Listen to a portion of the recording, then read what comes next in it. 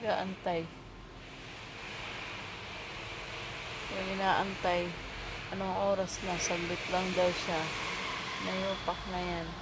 2 hours na kami dito sa ground floor. Oh, Diyos ko Lord.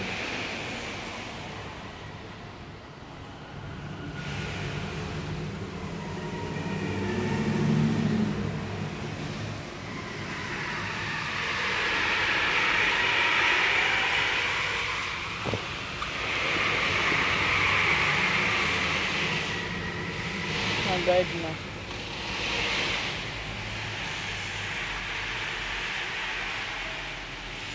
Walang driver, iniwan din ako. Diba? Sana all sa sobrang init dito.